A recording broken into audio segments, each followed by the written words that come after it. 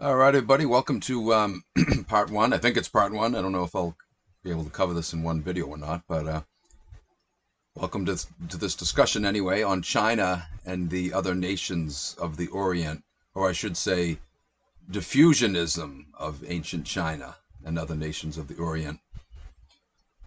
We've already looked at a couple examples in the last video or two of ancient records that testify to the ancient Chinese having visited a land called Fusang in, their,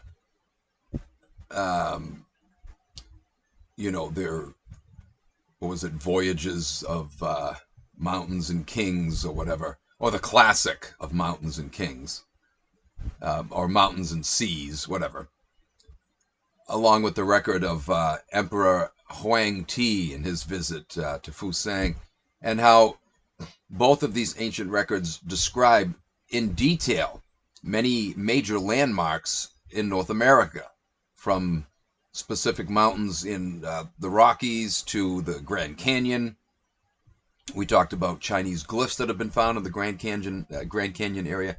So there's no question the Chinese were here, but we want to look now into this aspect of diffusionism in much more detail of the ancient Chinese having been here.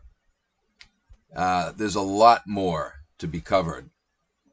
Before looking at such evidence, however, let's first discuss the maritime capabilities of the ancient Chinese.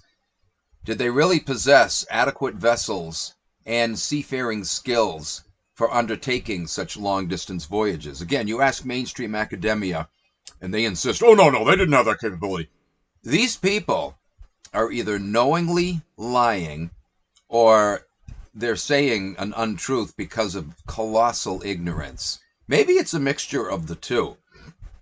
There are some who are just echoing what's in the textbooks, right? They're just as dumbed down as the general public is. And that's how it is with a lot of ministers out there, right? The big name ministers like the televangelists, they know they're lying. They don't believe the Jesus myth any more than I do.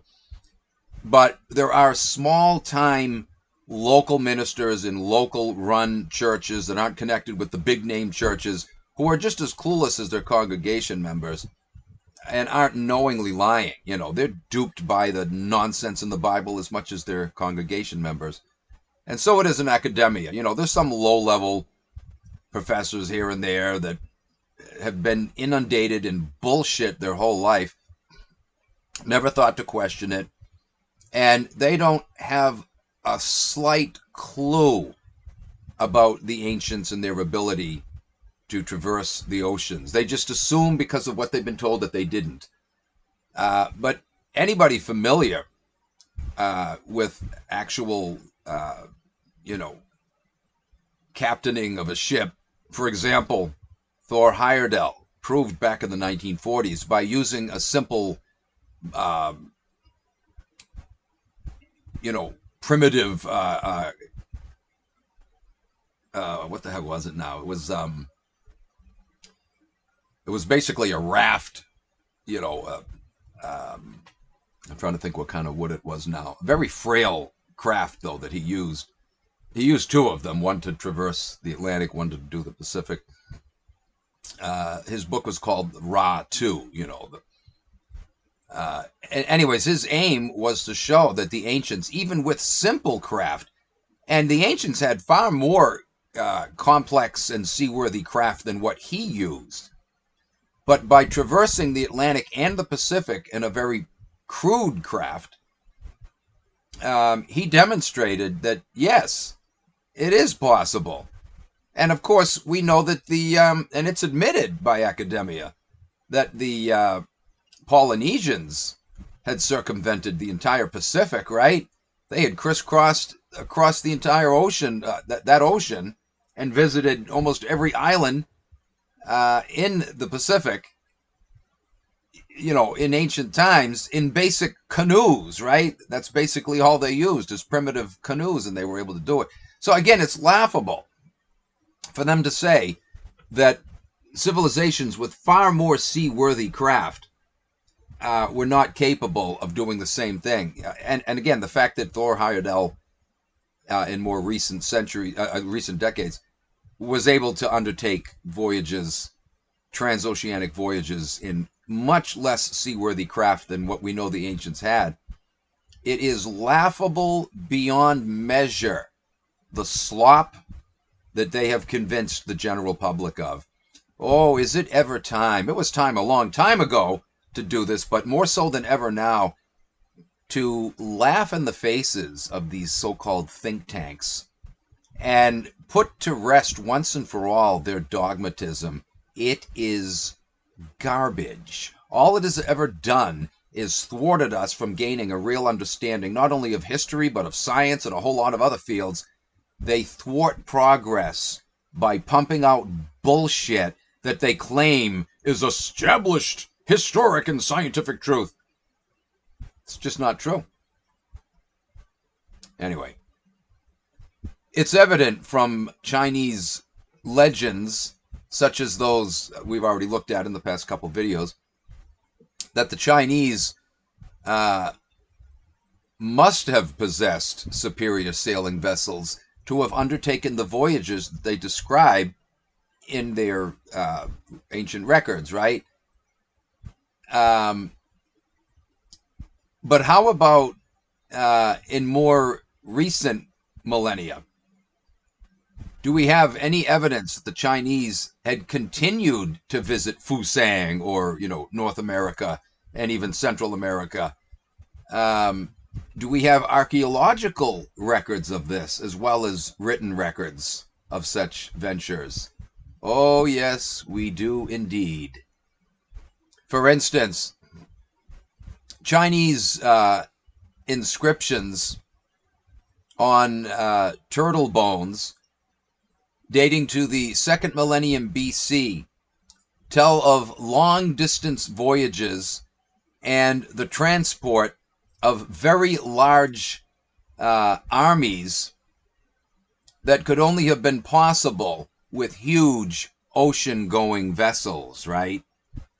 So just because we don't have any, archaeological remains of these ships, we do have reference in ancient texts like this that talk of them, that talk of their accomplishments across vast distances of the ocean. We don't need to have archaeological evidence. In fact, how could we expect to have archaeological evidence when such ships would never have lasted more than, 50, 100 years left on their own, sitting in a harbor somewhere or having sunk? It does happen on occasion that ancient sunken vessels have been found and amazingly have been preserved down through the centuries, or even millennia.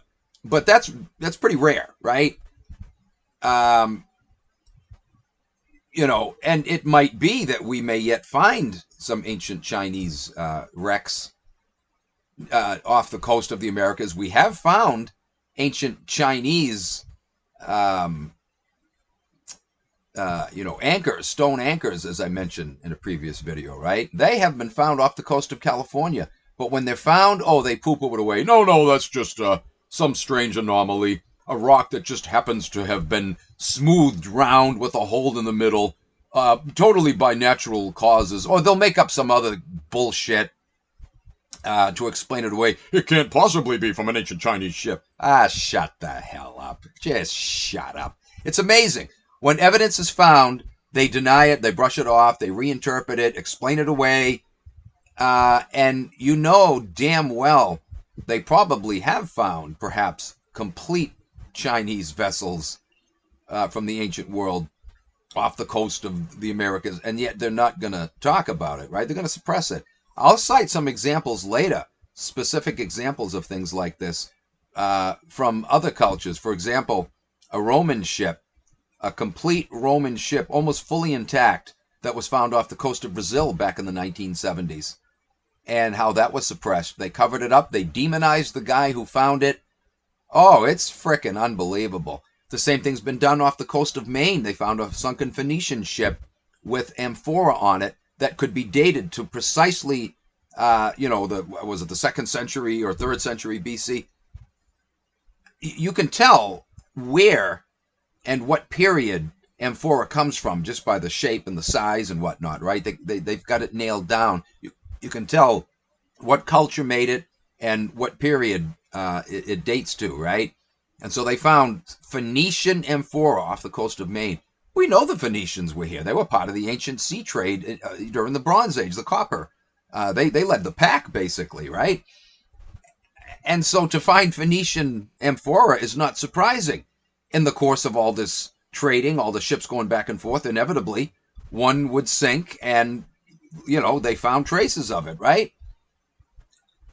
Like I said, probably a lot of ships sank. Most of them, though, for various reasons, didn't leave any trace behind, but it's inevitable that one or two is going to have sunk in the right area and have the right conditions for preservation, like this one.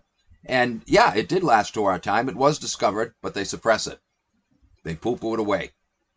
Like the guy, again, off the coast of Rio de Janeiro. He found a sunken Roman vessel, and they lied. They covered it up. He thought he was, I'm going to be famous. Wow, to make such a discovery. He discovered that one of the reasons they suppressed it, not only because they don't want to have to rewrite the textbooks and admit they're wrong, but there were political reasons too, right? The Portuguese have special immigration rights to and from Brazil, because the Portuguese are attributed with discovering Brazil.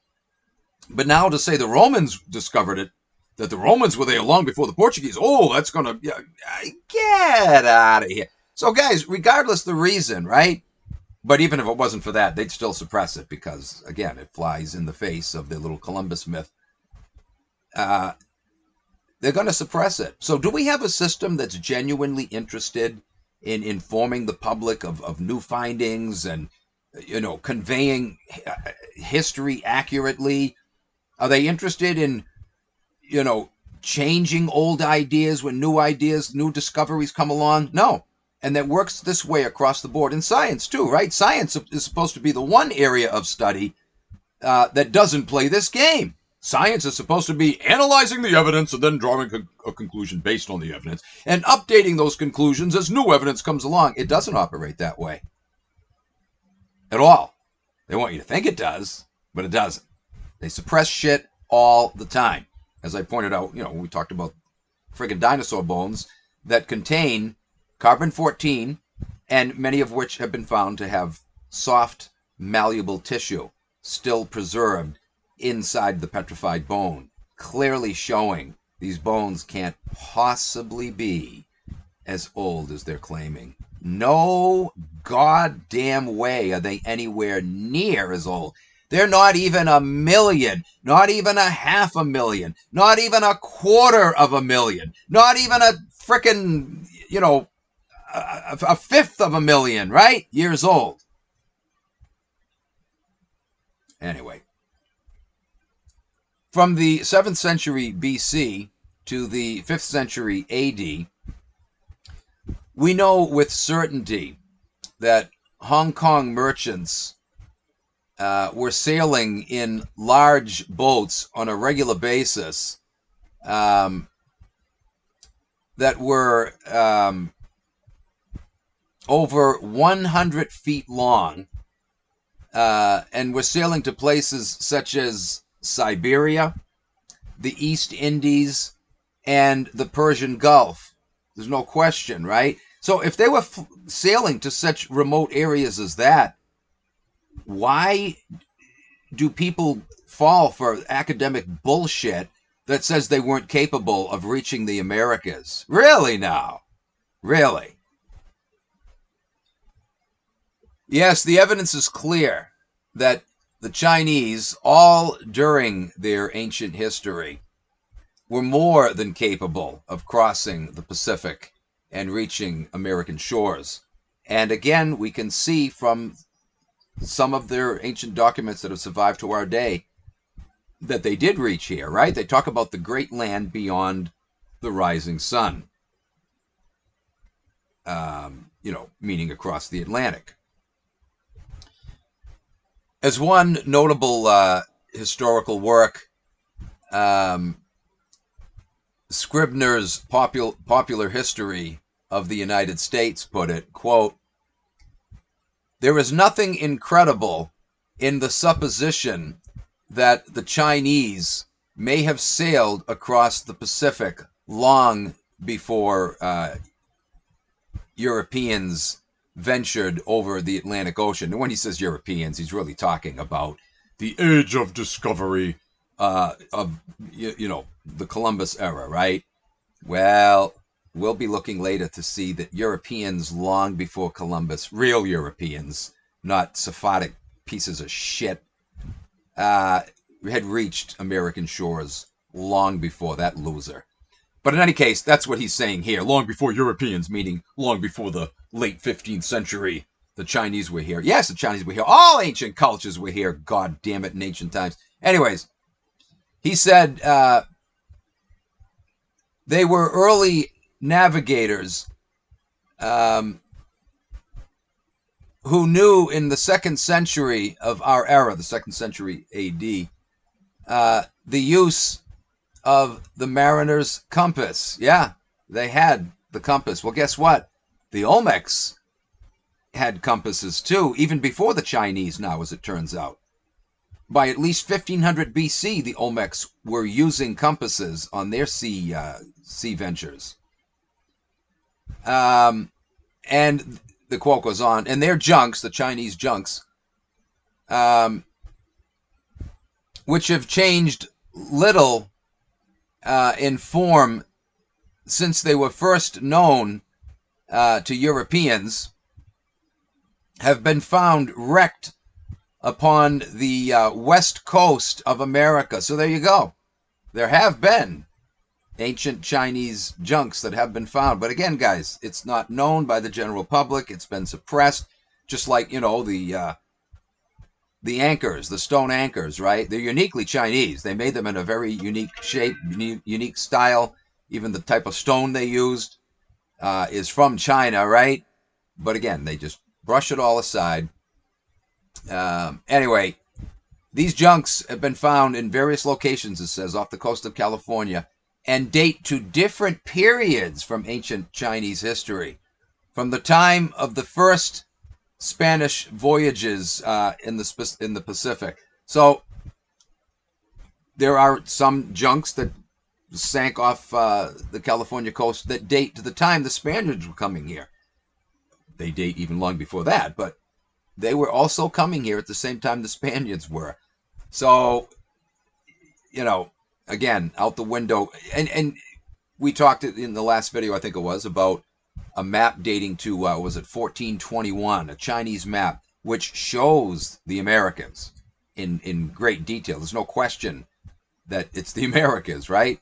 They got the shape of it overall, the north and south coasts of North and South America, very accurately depicted. And this is decades before Columbus. Elaborating on this further, Gunnar Thompson, in his book American Discovery, I mentioned him, I think, in the last video or 2 videos ago. Here's what he had to say. When the first Spanish explorers had reached the Pacific, they reported strange sailing ships off of the southern California coast. These were foreign merchant ships of the Far East. In 1544, Coronado sighted some exotic ships with pelican-shaped bows on the Gulf of California. In 1573, Franciscan friar Juan del Luco had sighted 8, quote, strange ships along the west coast of Mexico. So again, these were ships that had come across the Pacific, right, from the west. Chinese vessels, Chinese junks. So the same time the Spaniards were coming here, the conquistadors, the Sephardic conquistadors, The same time that they were coming from the east, uh, there were people coming across the Pacific from the west, right? The Chinese were coming here at the same time. But what they were doing was only conducting repeated voyages that had been going on, well, since ancient times, but certainly since 1421, right? When apparently the Americas were rediscovered when that map was made. Or maybe that map was just, something that had already been in use continuously since ancient times. But, when you consult Chinese records, it looks like the Chinese had discovered and then rediscovered the Americas. They had been here and then kind of lost track of it, got tied up in a war or something and, forgotten about it. And then it got rediscovered, whatever. In any case, off and on at least, the Chinese had been coming here since very ancient times. Thompson went on to say, during the 17th century, Spanish priests in Southern California found Asians working mines and fishing along the coast. How do you like that? So they were coming here on a regular basis, to get fish that, were not native to China, right? To get exotic fish, and they were conducting mining operations. Native tribes, he said, reported continuous commerce with Asian merchants since the time of their ancestors. So the natives told the conquistadors that, oh yes, these people have been coming here for a long time. Our ancestors, going back quite a ways, have been conducting trade with them. They were going back and forth on a regular basis.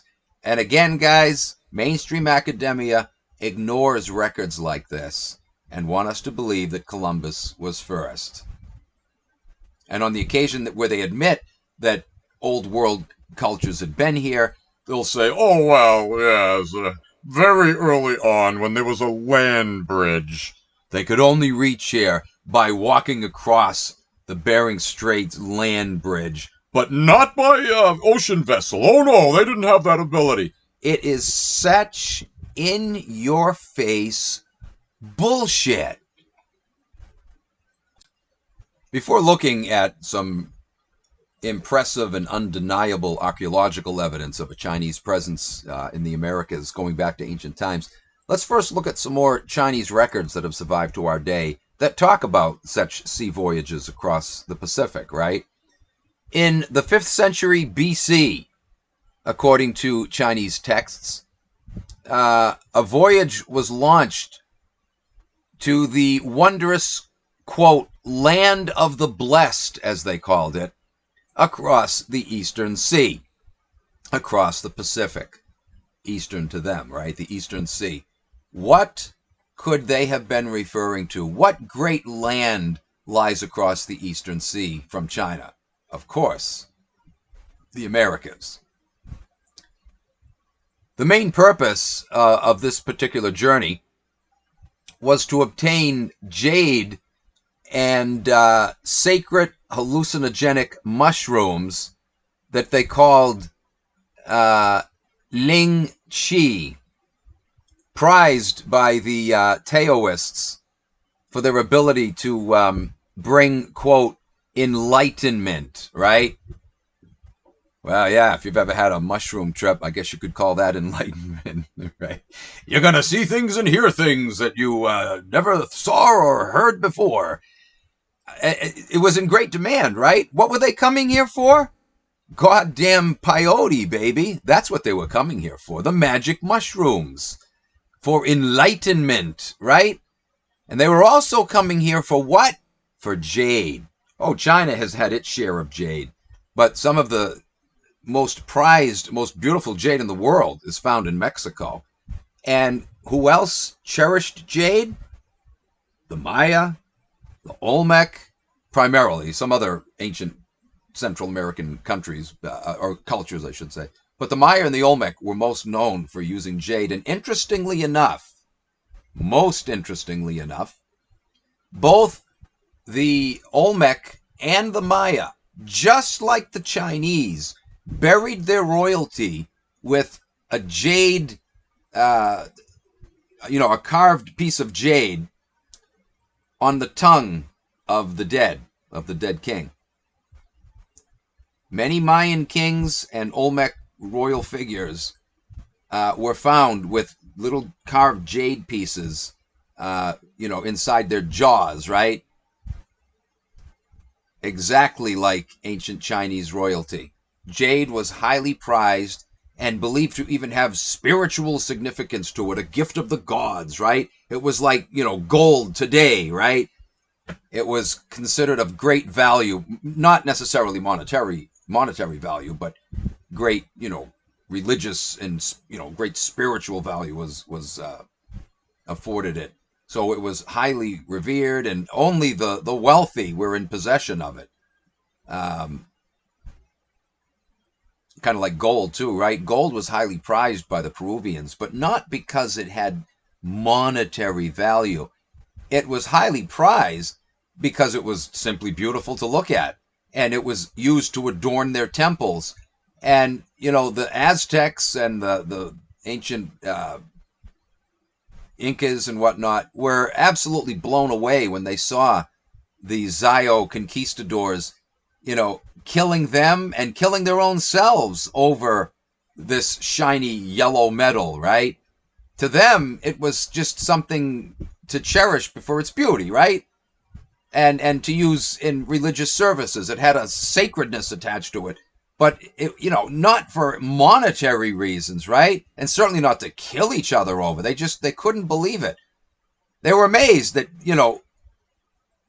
they were looked down at because they were heathen. And yet, by the way, Montezuma even said that to Cortez, you call my men heathen, and yet my men have never used the vulgar tongue or engaged in any of the vulgar acts that I have seen your men indulge in. Check this ancient Chinese record out. Dating to 458 AD, there was a Buddhist missionary by the name of Hui Shen, who had returned from a long trip to the land of Fusang, which, as we saw in the last video, was one of the most common names used for North America, right? It was described in the venture from 2640 BC that we talked about. Anyway, he, according to this text, he later astonished Emperor Lang Wu Ti with his recollections of things that he saw in this land of Fusang. He described, for example, seeing flying rats, obviously bats, right? A sea of black varnish, must be a reference to the La Brea tar pits, right? Big birds with white heads and large talons, obviously the American bald eagle. And finally, he made reference to merchants who paid no tax, obviously Native Americans. He even described how they had hair like a horse's tail. Native Americans would tie, let their hair go long and tie it in the back, right? So it dangled like a horse's tail. How do you like that? Obviously, the Chinese were here in the 5th century AD. They were here long before that as well, right? But, I mean, look at the detail here. What else could this be talking about?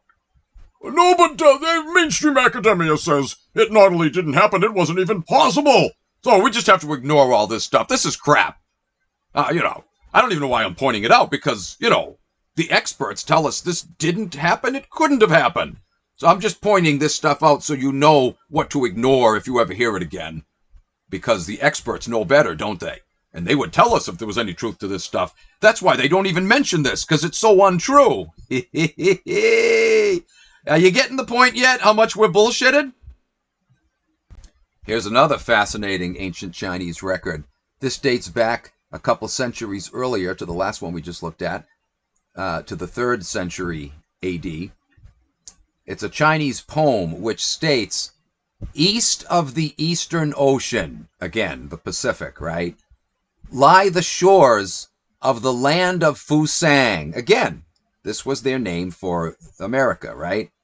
If, after landing there, you travel for at least 10,000 li, you will come to another ocean, blue, vast, huge, boundless, clearly a reference to the Atlantic. In other words, the Chinese had not only come here, but they crossed the entire continent to reach the other side, the other coast, the East Coast, and they discovered that, oh, wow, there's another ocean here. How do you like that? But again, this is another example of things you need to ignore because this just couldn't have been. The experts know better. And don't you dare question them. Oh, you're crazy. There's something wrong with you. Why, you might need psychological intervention. Going back centuries earlier in the Chinese annals, this time to 215 BC, we're told that a great journey was undertaken across the Eastern Sea, again, the Pacific, to where? Once again, Fusang, right? Look how many centuries Fusang was made reference to here in Chinese records, right? The great land across the Eastern Sea, the Americas. This journey was conducted by the Chinese Emperor Shi Huangdi, who said that he came to Fusang on a special mission looking for a sacred plant that he called qi, which obviously is the same as ling qi that we mentioned a moment ago from another Chinese record, obviously referring to peyote, right? This magic plant, highly prized, which he said could bring immortality, right? You know, yeah. When you hallucinate on shrooms, I suppose you can believe that you've achieved immortality along with a bunch of other crazy things. But they liked it because they thought it brought them enlightenment, put them in touch with the gods, right? They would hear things and see things that they thought were being revealed to them, from the gods. They're just hallucinating, is what they were doing. But anyways, very interesting, guys. It definitely pays off to consult ancient records. And like I said, even though sometimes, they're flavored up with, fanciful language, they do contain elements of truth, very important elements. And when you read them, you can clearly see there's details in here. They're not making it up. They're relating actual things that they saw that very often couldn't apply to anything else, but in cases like this, the Americas, right? The things they described seeing. Anyway, here's something else interesting to note. This particular voyage never returned back to China. It's said that they decided to settle in this land where they had explored. According to the text Shi Chi, it states of this journey that the sea captain of this expedition, quote, found some calm and fertile plain with a broad forest and rich marshes where he made himself a king. He settled in an area rich with marshes where he made himself king. Keep in mind, this journey took place in 215 BC, right? This corresponds with the founding of Teotihuacan, which was said to have been established around 200 BC. Wow! And it is in an area where there was lots of trees and lots of marshes, right? And Teotihuacan, outside of modern-day Mexico City, is loaded with dragon symbols all over the goddamn place, right? The dragon, of course, was a very sacred symbol in ancient China. What are the chances? And the dragon symbology there looks very Chinese, right? What do you think the chances are that that's a coincidence? But we're just going to have to write it off as such. Because, come on now, The experts tell us that could not have happened. So that's the end of the argument. Don't look any further. Don't try to make any more connections. They just don't exist. And if you find any, it's just your crazy mind running wild, you see. You understand how this works now? Check this out, guys. Another text dating to the 3rd century BC contains a very interesting exchange that lays out details about the type of topography that should be sought after when wanting to start a new capital city of a new settlement, right? And so here's how the text reads. Formerly, Duke Huan had questioned his chief minister, Quan Chung, asking, quote, "May I inquire what should be taken into consideration with regard to topography when establishing a state capital?" And then the answer comes back. He selects a rich and fertile site with mountains on both sides and bordering a river or marsh. Guys, this describes exactly the site of Teotihuacan. They followed these instructions to a T. They came to Fusang, searched around, and, finally found what they were looking for in the area of what is called modern-day Mexico City, right? Right between the Sierra Madre and the Sierra Madre Occidental and the Sierra Madre Oriental. That's it. So, yeah. Mountains on both sides, flat plain, marshes nearby. It describes exactly where this obviously Chinese-influenced city was established. But again, it's just crazy to assume that when the experts tell us it just can't be that way. This ancient Chinese document even went on to instruct that, quote, inside this city, he provides for drainage by an encircling canal which draws its water from a large river. This describes exactly, again, the layout of Teotihuacan. It's astonishing, man. Of all Native American cultures, ancient Native cultures, the one that most closely matches up with the Chinese in their art styles, their practices, even with facial features depicted in carvings of, human faces, you can clearly see the Oriental influence, right? Well, with that in mind, let's take note of what good old Robert Schoch wrote in his book, Voyages of the Pyramid Builders. It is a good book. It really is. Schoch's somewhat of a frickin' shill himself. Of course, he's a Zio. But nevertheless, it is an interesting read. And here's what he said along this line. There is a Shang tradition that when the last emperor of the dynasty fell at the hands of his rivals circa 1122 BC, 250,000 people fled east into the Pacific Ocean.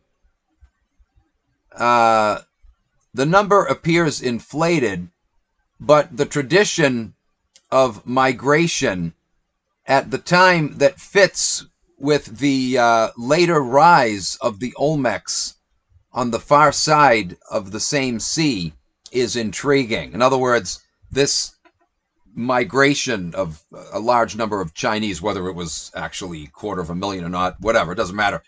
A large group of people fled China to escape political oppression, right? To start a new settlement elsewhere.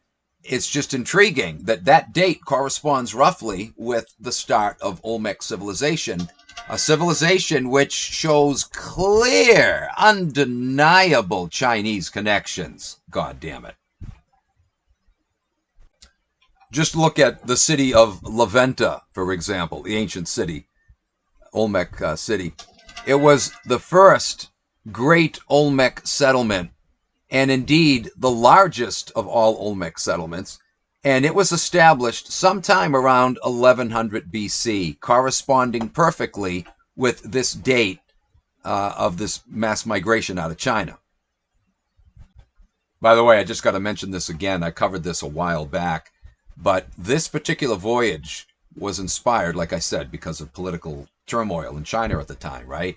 This turmoil came at the hand of a foreign leader that the Chinese had hated, had resented, because he was screwing up everything in the country.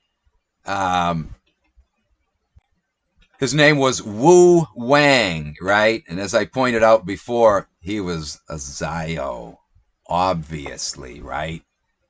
The people were upset with him because they said he was obsessed only with the building of palaces, terraces, groves, dikes, pools, and extravagant clothing, to the neglect and ruin of the people. That's a direct quote from an ancient text referencing him. And because, they said, he was spreading pain and poison over the 4 seas. Wow. Wow. Wow. So they came here and founded the Olmec civilization to get away from that son of a bitch, right?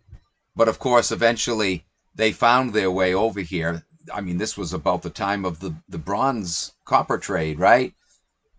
So it took them a while to search him out, but they did find him and ultimately took them down. And of course, the Maya, as I pointed out early on. They took out the Maya as well. There was a foreign king that had taken the throne and ruled over the Maya, and he was hated, right? He was called Curl Nose. Remember that?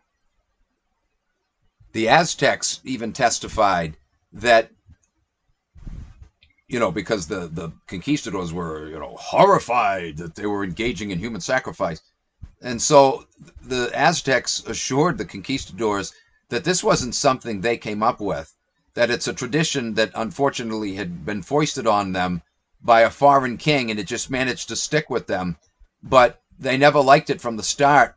And they said this foreign king worshipped a god called Yeatl, the Ya god.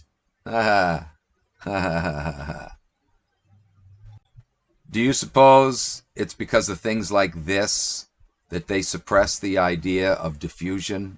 Oh, you bet your ass it is. I mentioned before when I talked about the Bronze Age copper trade, right? And how Barry Fell, the late epigrapher from Harvard University, who wrote extensively about diffusionism, right? To this day, he's attacked because he's a heretic. But anyway, his books are fascinating. I recommend anything by him, Barry Fell.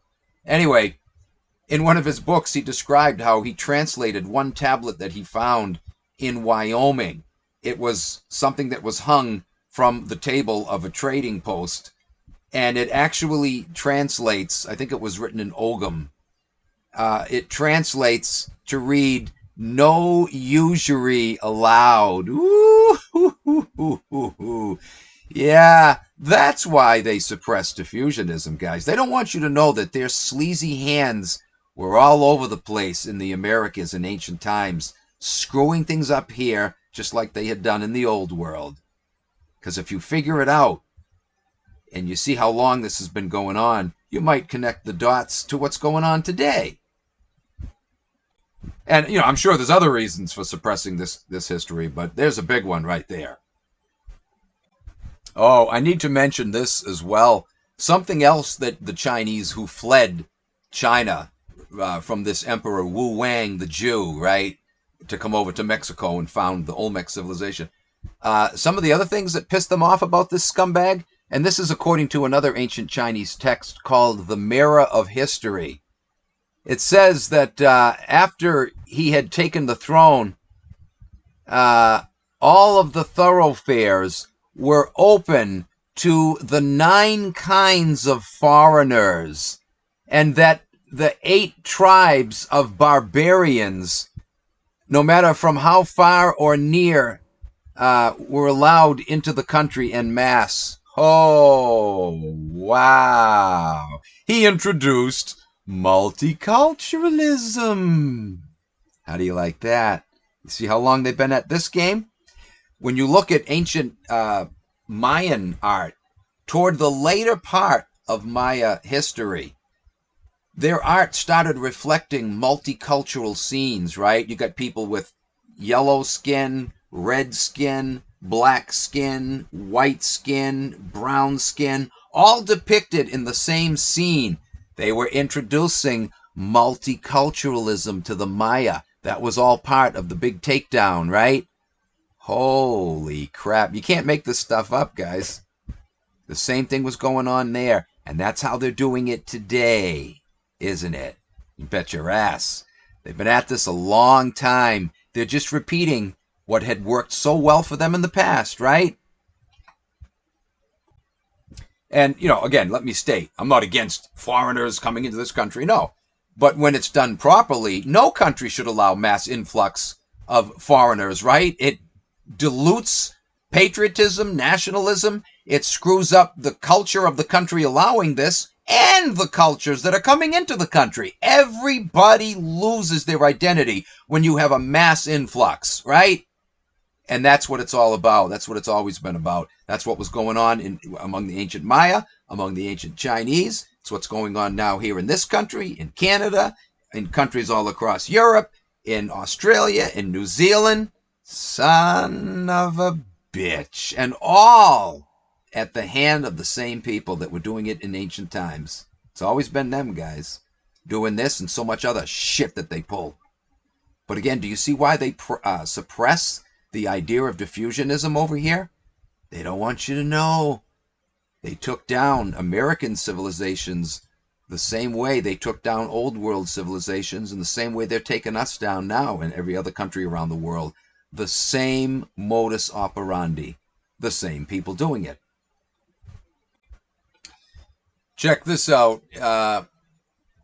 In an ancient Chinese book called the Book of Feng Shan, it says sacrifices must be made at a circular mound in a swampy land. This describes La Venta as well, the ancient Olmec site. It is a very swampy land, and at the center of its religious practices was this round mound of earth that they had created. It's a man-made mound, and it's believed that it was a place for sacrifice, right? Exactly as this ancient Chinese document describes. And don't forget, a great many Olmec carvings depict faces that look as Chinese as it gets. If you didn't know they were from Mexico, you would automatically assume that it was ancient Chinese art, right? But it's from Mexico.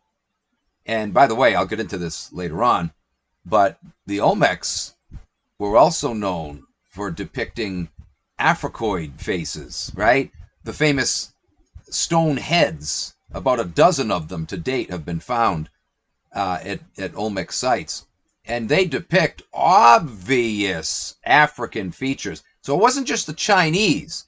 They had come in contact with African traders from across the Atlantic, from Africa, right? I'll get into that later. But no question about it. They had interacted with them. They had traded with them. And so they depicted African-looking faces in their artwork as well as Chinese. It was a predominantly Chinese culture, but they had, engaged in trade with people from Ghana. Like I said, I'll get into that later. Another Olmec site, San Lorenzo, bears an obvious Chinese influence. The houses there are arranged just like they were in ancient China. They were found to be arranged on 2 or 3 sides of family plazas, much like the extended family dwellings of ancient Chinese farmers. their homes were arranged in the same exact configuration. This is like, near what's called the Los Lumis stone in New Mexico. It's a cliffside that contains in block Hebrew, which was only in use a short time in the 1st century, right? And it wasn't even known how to translate this. It was recognized as what's called block Hebrew, but nobody knew how to translate it. They didn't crack it until like the past 100 years or so. It was known to have been there, long before that. So after they cracked it, they went back and translated it. It turns out it's a shortened version of the 10 Commandments, right? Written on this, ancient script written on this cliffside, the Los Lumis stone. And nearby, they found housing facilities, that they had dug up that precisely resemble Bedouin housing facilities from the 1st century in the Middle East. So there's no question the Zayos were there at least by the 1st century, right? No question. Oh, they were there before that, of course. They had come back and forth many times over the centuries. In fact, they came at that time to flee the Romans, right? This was probably founded by an insurrectionist group that used religion as a cover, so they put the 10 Commandments up, to be in line with their phony religious claims for their gullible followers to continue supporting them. But they came across, and we know that happened because Josephus even talks about it. He talks about some of the insurrectionists fleeing from the Romans across the Great Sea to the west to a land unknown. Yeah, right. Unknown to everyone else. They knew about it because they learned about it from the Phoenicians. And how did they get there? Not with their own ships. They used the Carthaginians who had inherited the Phoenician Empire, right? They, paid them to take them across.